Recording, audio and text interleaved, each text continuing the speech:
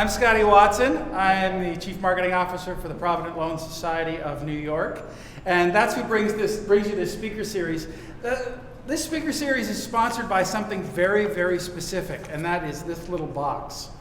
I was here approximately a year when I realized that the Provident Loan Society pays referrals to new loans from new customers. We pay referrals to the person who sends us that new customer. And when I got here, Isaac Rodriguez, whom I work for and who is also my friend, he challenged me to do something. He said, do more for the community. We're a not-for-profit, collateralized lender. We lend individuals small amounts of money against gold and diamond jewelry, fine watches, and silverware. So we are ready. Our entire business is to get people out of trouble in a tough time. But Isaac challenged me to get out there and do more. And that's when I realized that this could actually do more. Since we pay referrals to referees, I realized that we could take not-for-profit organizations, churches, theaters, even organizations that are just for the good of society, but don't have their 501c3 or 501c4 number, that we could take something like this, pre-fill in that organization's name, and put these in high traffic areas in the organization. In this particular case, this is for St. Jacob's Church.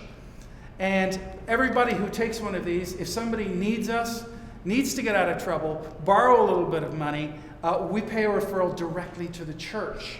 And since it's not a donation, but it's a fee, that's unrestricted funds for the church that they can use in any way, shape, or form that they want. That is the sponsor for tonight. So if you know a not-for-profit organization or an organization that doesn't have its not-for-profit status yet, but is for the good of society, please do me a favor. Grab my card. It's in the back. And let me know about them. And we'll get involved so that we can do a little bit more for our community. That's your sponsor. And now your speaker. Isaac Rodriguez sometimes refers to himself as a reformed banker. He's had a varied career and a lot of success over the years. And when we started this speaker series to help community and also to help small businesses, we really started brainstorming on what are some of the things that Isaac did to boost small businesses that he was working for and that he was working with. And Isaac said, consultative selling. He talked about the ways that he has sold in the past and the ways that he was forced to sell in other places that he simply disagreed with. And he's passionate about this subject, and he does not pull any punches. So I give to you now my friend, Isaac Rodriguez.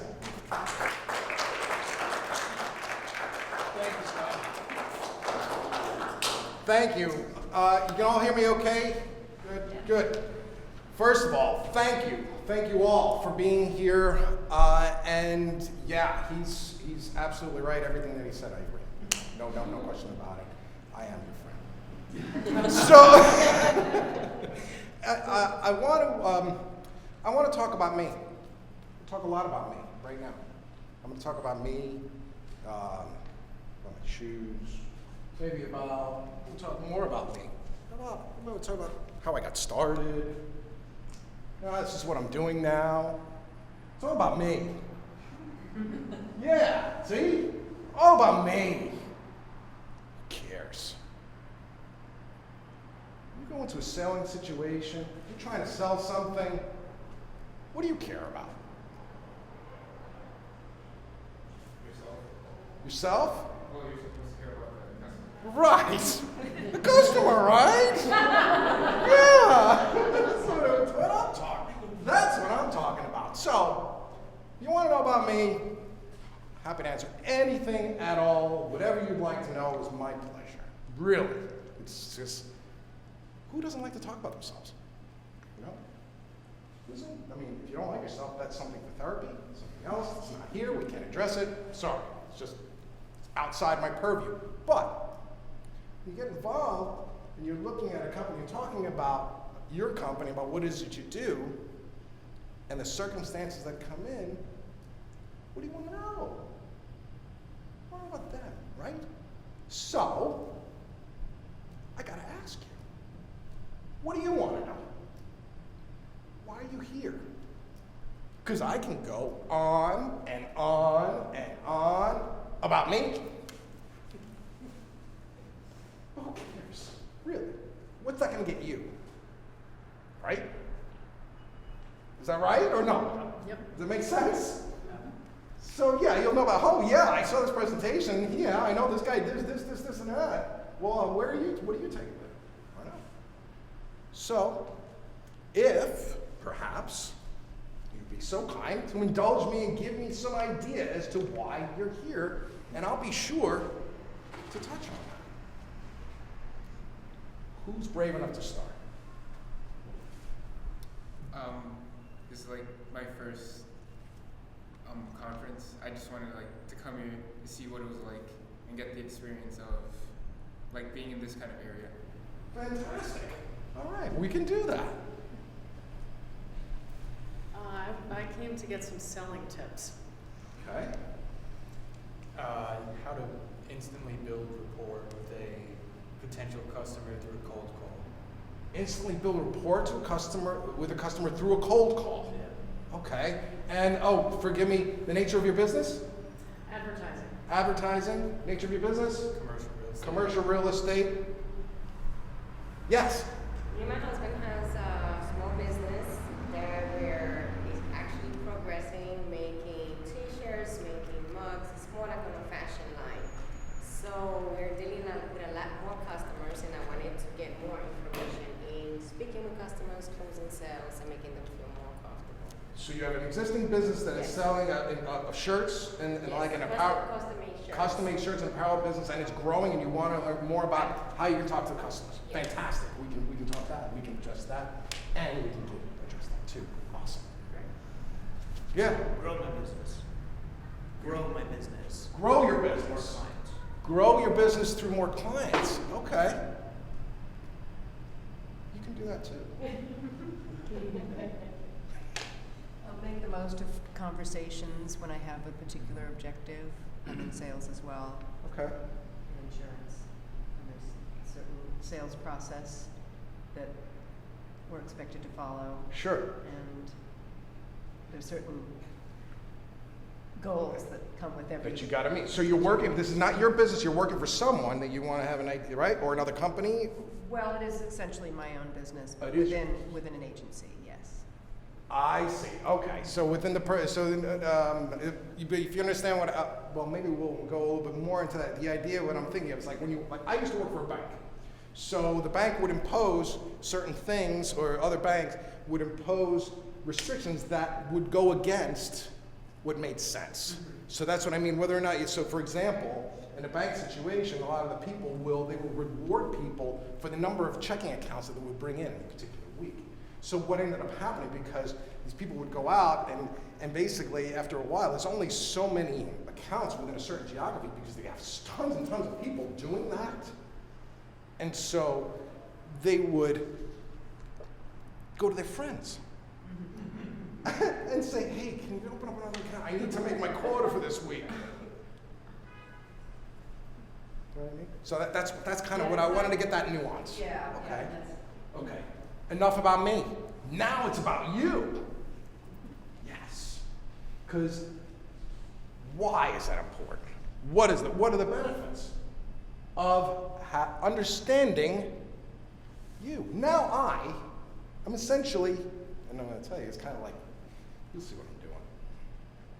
I'm selling you on what we're doing here today. But I'm not selling, and you'll understand more as we continue. Now we're going to address your particular desires, your things that you wanted to work on, the reasons that you came here. What's that going to do? It's valuable to you, right? It's the reason why you're here. I wouldn't have known that, right? If I didn't ask. Would I have known? Would I have created any value? Now, if I don't answer the things, then I really know that's something else. We haven't gotten there Now, if I'm able to address those things that you told me about, would that be satisfying, you think? You don't have to answer it once. Yes. Right? And time. What is our most precious commodity? Time. The only thing we can't get back, and all those other things you talk about, right? So time, cold call. Let's talk about cold calling for a second, because you mentioned it. In cold calling, you have, what's the goal? You want to introduce people to your business. There's statistics and all sorts of types of things, and certain industries are more in tune to cold call. In my experience, I used to make 80 calls a day in contacting equipment, companies that used equipment in their business. I was financing equipment, leasing and financing equipment. So I had to identify those companies within particular industries and geographies, and those companies that would need that at that particular moment in time, they were either buying equipment or they were needed to refinance their equipment. That was pretty much it. Real estate, commercial, if you're buying or selling, you got to call and find companies that are either buying or selling their real estate, or they have real estate to lease, depending upon which side you're on, right? So far. So, how much time do you have to do it? Do you have the time, depending upon what your organization's time frame is, for you to bring in business? There's only a certain amount of time that they're going to allow you to bang the phones and be able to, so you want to do that more effectively, and that's why you're here, right? Correct. I'll show you how you can save time. But that's going to be up to you. How much you're willing to plan and think. Be smart about it. Here, I put 4 basic principles of consultative selling. They are a combination of experience and reading and other things that I've gone through in my life and books, and I'll share a book at the end that helped to kind of got me started along these lines. Your business and you are unlike any other. It's a blessing and a curse. I can tell you from a Provident Loan standpoint, we're the only one of our kind in the country. Nobody understands what we are. You know, they're like, what? What are you? Who? Huh? What? Yeah. Huh? Unique. Every individual that works in this company, unique. Is there another clone? I have not been able to clone Scotty as hard as I try. I cannot. It's not going to happen. So, understand that, and understand what that value is. What do? How can you articulate in those phone calls why? I can't tell you how many calls Scott and myself we get a day where I have no idea whatsoever who we are, what we do. Just to give a little fact, we've been here for 122 years. We're all over the internet. We've spent so much time and money, effort trying to educate people on who we are, the public, because that's the point. We've been a discreet alternative to pawn shops for 122 years, but didn't tell anybody about it until about 5 years ago. 3 years ago, we really started telling people about it. So, people that want to do business with us now are starting to hear about us and starting to see it, or they come up with a list, in a marketing list, when you're starting to call, right? So they look at the things, so they're just banging the phones, one number after another after another. And they call us, and they say, oh, we can do this, that, and the other thing for your bank. We're not a bank. Do you know who? So what am I going to think about this person that's calling me that knows nothing, and then starts asking me questions about who we are? Like I have the time to educate them, to help them sell me. What? Does that make sense? Happens all the time. But, I'll tell you one thing though. When you do your homework, and you know who you're talking to, and you're calling for a reason, wow, it's like music. It's like music to our ears. You know us, you have us, you know you can actually identify something, why you might be able to help us? Really? That's interesting. That's compelling. I just wanted to touch base. I just think, are you doing anything? Waste my time. I would say, I don't do that. Thank you for calling. It was really appreciate. Perhaps you should go to our website. Perhaps you should go to our website and do some research and call me back when you understand how it is that your business can fit to mine. And how you can provide value to what we do. Then we can talk. Then we can spend some time. Then it's worthwhile. Does that make sense? It's not rocket science. This is not, but people don't do it. And it makes you crazy. Every day I say to him, is it me? Is it me? Really? I don't understand. Why do people call and don't know what they're talking about? Don't know why they're calling. I don't understand that. When again, to give you a sense of calling and trying to book business, this was a time, I'll never forget, 1997. My then wife was pregnant with my daughter, and I just made the biggest move of my life from a bank to General Electric Corporation. At that time, the most admired company in the world, really growing, doing tremendous things, but they did not fool around in any way, shape, or form from the standpoint of the customer. They had a laser-like focus on the customer, knew exactly how to do it from the customer way back, and they were either number one or number two, or they were not. And that was the same way for the employees. So, went from a salaried bank job to something where it was draw plus commission.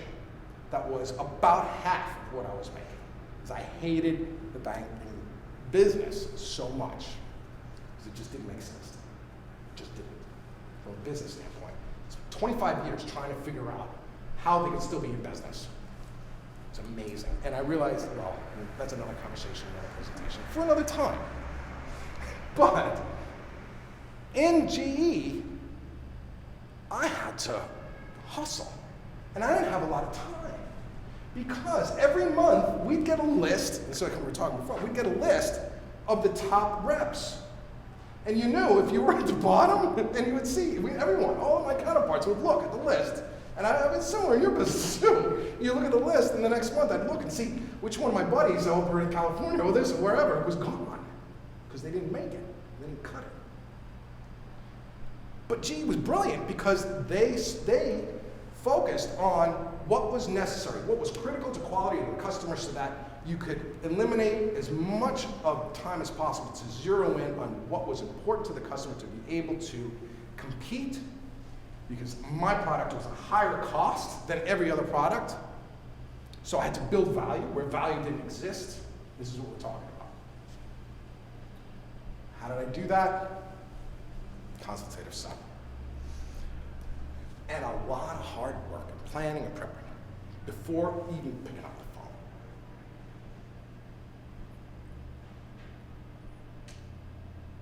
Who can tell me about active listening? When you actually listen and retain the information instead of just like hearing what someone says.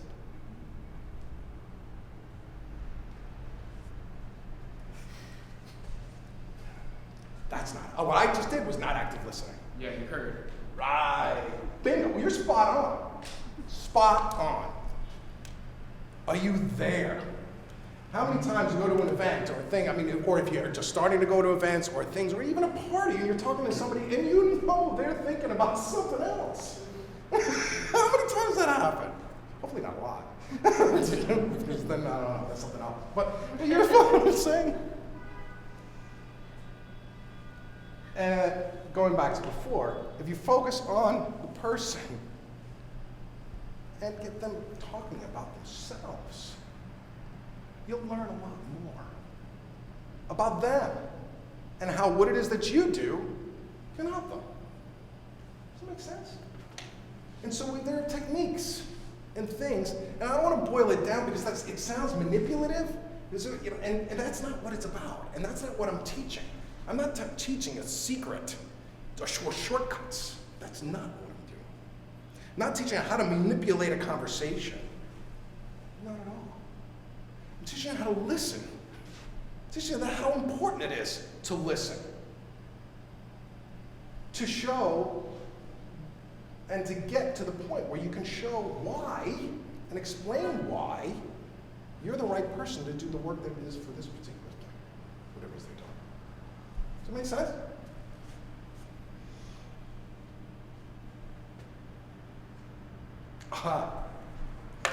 Yeah, going back to the example with GE was really important because we were more expensive than any of the banks.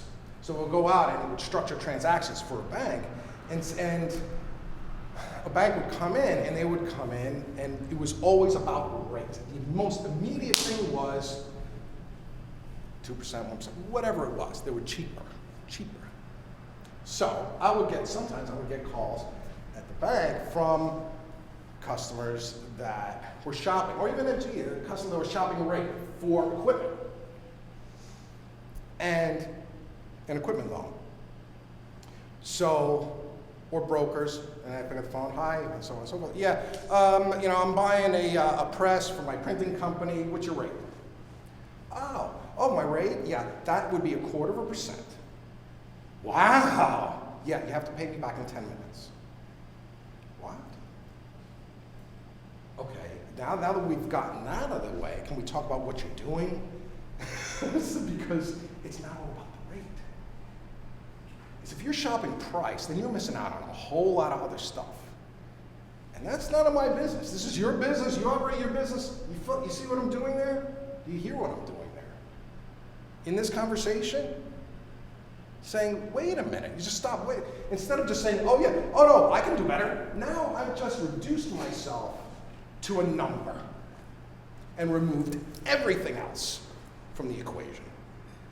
I could be, the best structure of deals and so on and so forth, but now I'm cutting my own throat, and now I'm going to lose money. And in reality, I would lose money because it was based upon how much I would be able to charge. And if I had value in myself, and if you're running your own business, you value yourself. You value what it is you're doing, you've got to price yourself accordingly. That makes sense. And know your market. Know where your value is. Know what that is. Because if you go in right away and they say, you know what, we're really not, thank you, but no, it's like, oh, well, I can do it for, this. No, it's just, then it becomes not about what it is that you're doing, it's about what's being paid, and then it can never be low enough.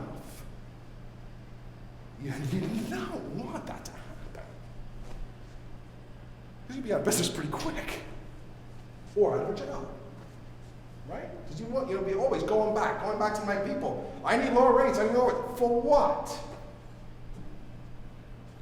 There are many lenders, and even in this business, learn that the example is clear.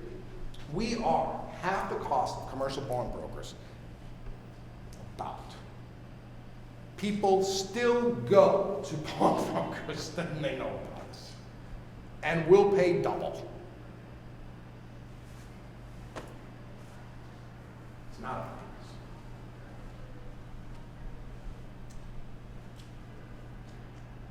And that's the thing. If you reduce yourself to a commodity, it's like you're saying, I'm just like everybody else, so I'll just be a little less expensive.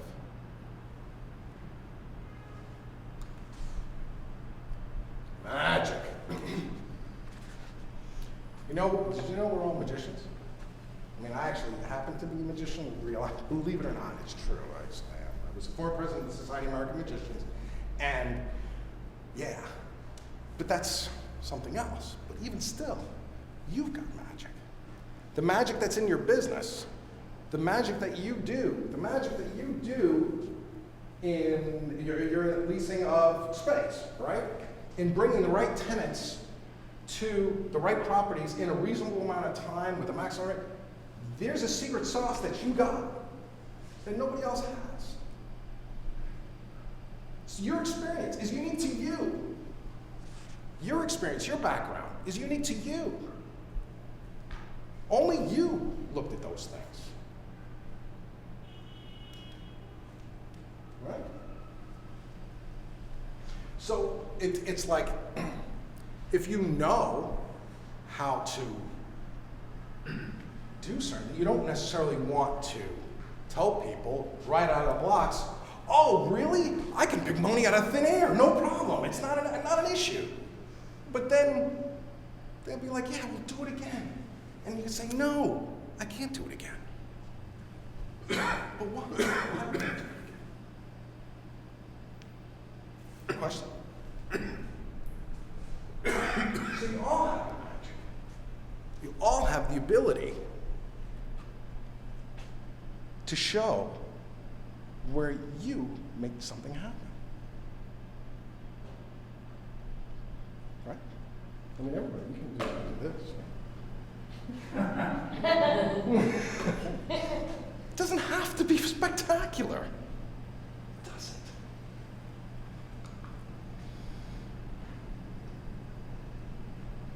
I'm not going to read it. You can take a second to see that. I could keep going, but I'll stop for a second. Questions, thoughts, concerns, ideas, problems, issues.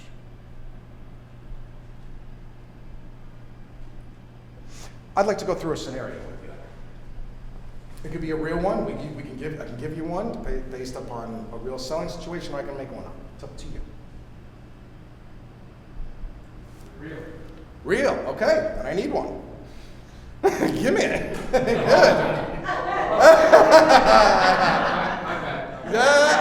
What do you got? What are you selling?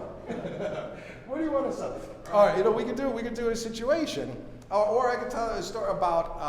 We talked a little bit about. We talked a little bit about your cold calling, a little bit, some things like that, on selling tips. Think about a little bit more tips of selling. We got the idea of active listening and that kind of a thing. So, and the idea of a conversation and where we go with that conversation, and you're here, which is awesome. So, we'll make one up then. Someone comes in. It could be real or not. I don't know if you have an example, but it's fine. There's